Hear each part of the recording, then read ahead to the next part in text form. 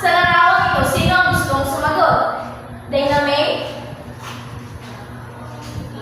Ang nakikita ko po sa larawan ay maraming bulaklak.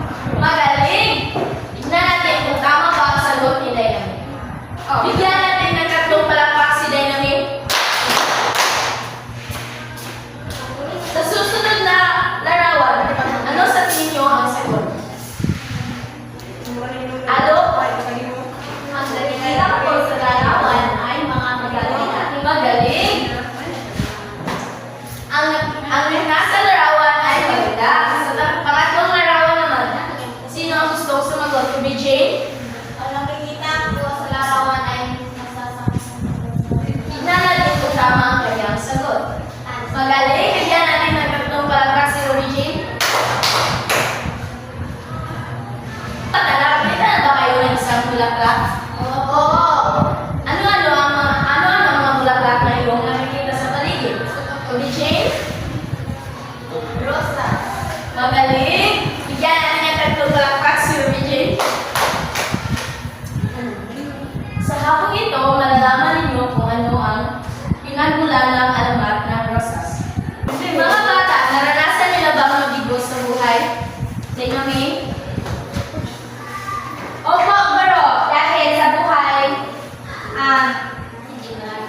dahil sa buhay, minsan tayo ay mabigo, minsan din ay hindi. Magaling! Sa buhay, hindi natin mararanasan na hindi tayo mabigo. Gaya na lang namin, mabigo man kami, pero hindi yun dahilan para tayo ay huminto. Kaya dapat tayo magpatuloy kung ano man ang ating nasimulan. Kaya ngayong hapon na ito mga bata, malalaman nyo kung ano ang pinagmulan ng bulaklak na rosas.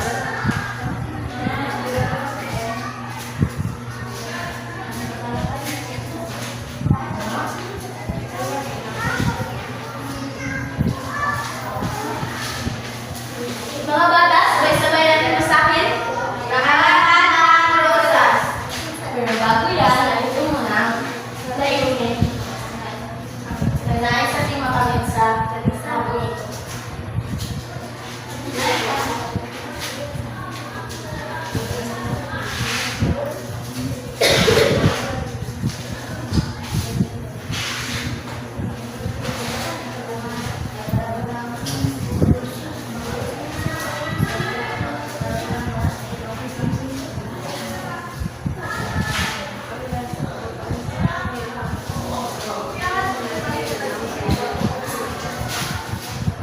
Mga bata, sabay-sabay yung masahin. Sa pamamagitan ng mga luwain, ang mga makaral ay inaasahan na makakuha ng 75 antas ng kawastuhan. Natutukoy ang elemento ng alamat gaya ng tauhan, tagpuan at banghay. Nasusuri ang pagiging tapat at totoo sa pamamagitan ng graphic organizer. Nabibigyang halaga ang pagiging tapat at totoo sa sarili at sa kapwa. Upang mapagdaman ang malibong nito, kailangan po ng iyong kooperasyon at partisipasyon sa mga aktibidad na ating gagawin. Pero bago mo babasahin ang alamat ng rosas, narito muna ang aktibidad na mapapalawak ng iyong vocabulary.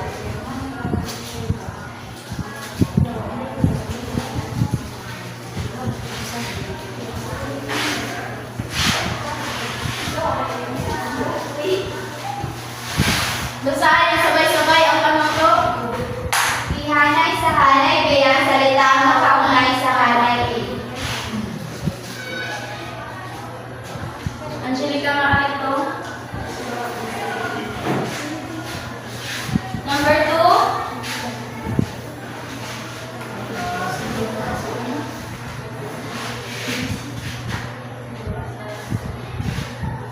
Alok Sedimi.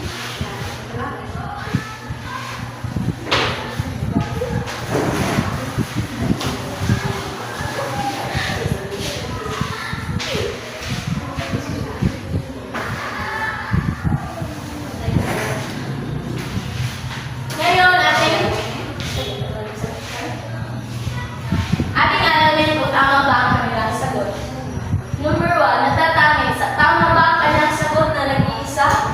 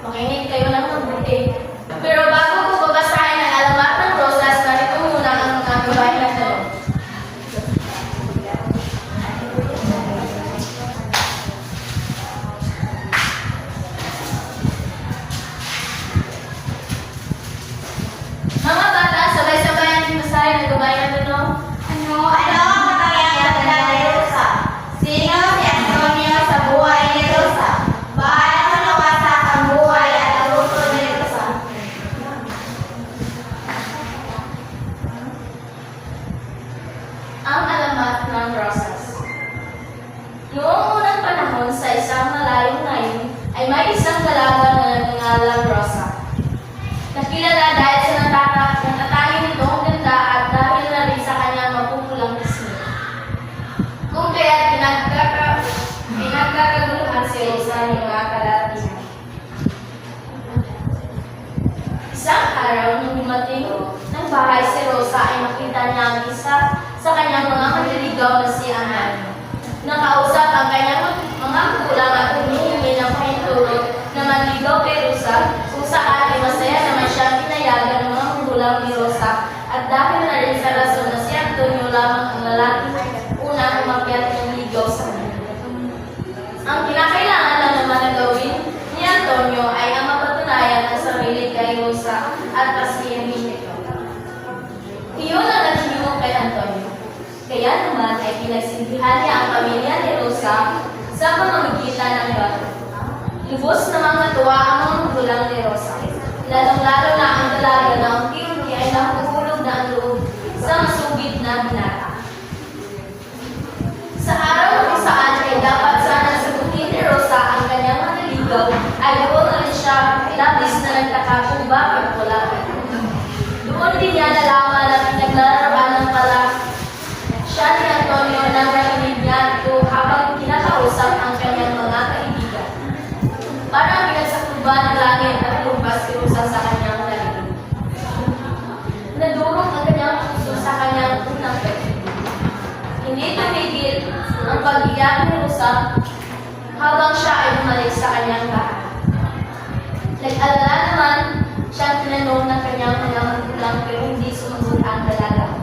Kinabukasan ay hindi na nakita ni si Rosa at pati na rin sa mga susunod na mga araw. Isang araw ay nabalitaan na may kakaibang halaman na tumubo sa dapat na sanang tagpuan na Rosa at Antonio.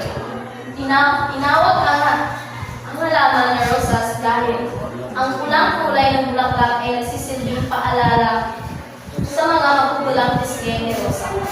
Ang naiba lamang ay ang tinig na napapalibot sa halaman na pinaniniwalaan na si Rosa na nagsasabing walang sinuman ang makapagpuwas na magandang bulaklak na hindi nasasaktan. At doon lang magtatapos ang kwento. Mga bata, alam niyo ba na ang alamat ay isang uri ng panitika na pinagmulan ng bagay-bagay? Ang alamat ay may mga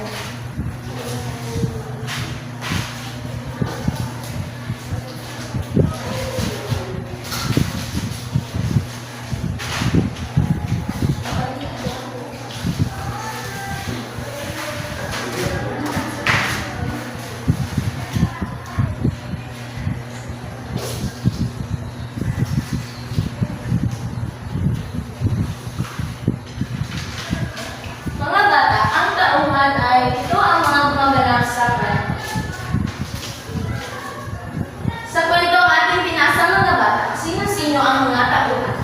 Ruby J. Si Rosa at si Antonio, anak ni mga magulang. Magaling! Ang tauhan sa kwentong ating binasa ay sina Rosa, si Antonio at ang kanyang mga magulang. Mga bata, ang buwan ay tumutukoy sa lugar kung saan gaganap ang kwento. Sa kwentong ating binasa, sa palagay mo, saan ang upuan? Angelica Makalito?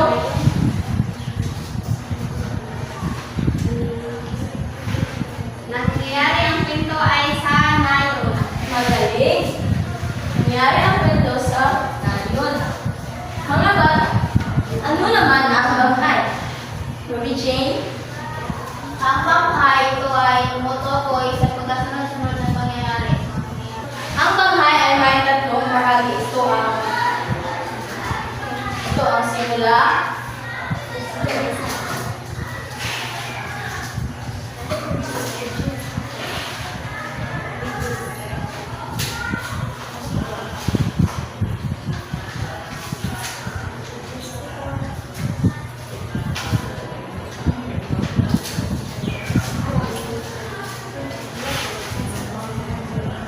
Ang banghay ay may tatlong bahagi. Ito ang simula, gitna at ang wakas. Sa kwentong ating binasa, sa palagay mo,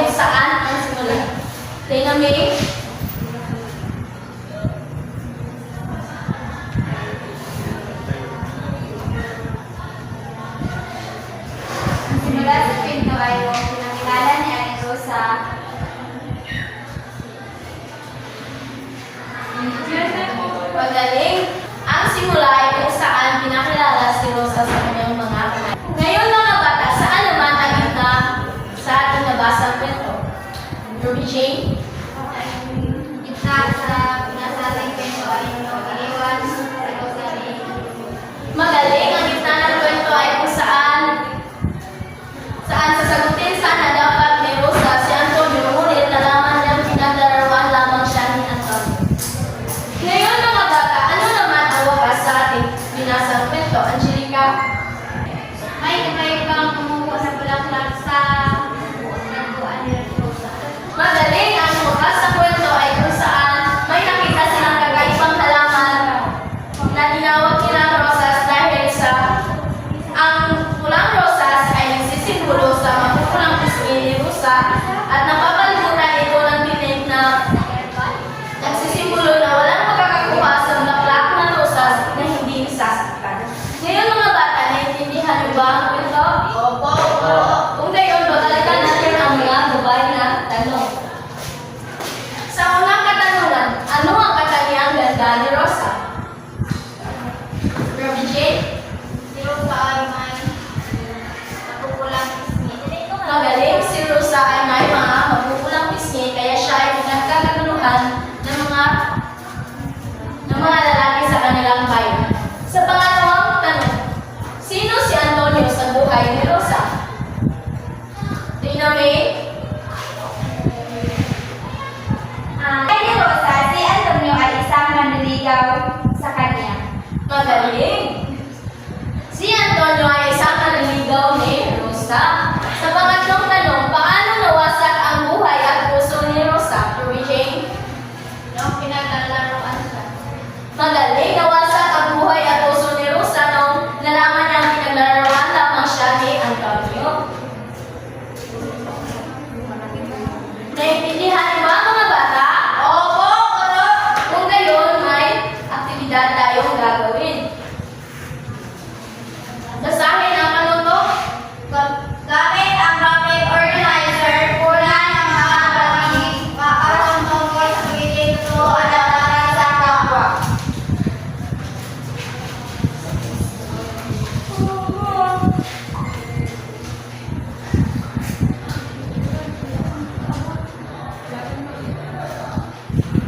Sige na.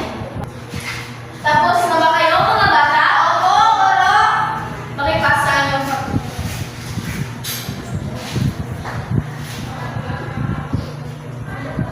Ngayon mga bata, may katanungan ako sa inyo.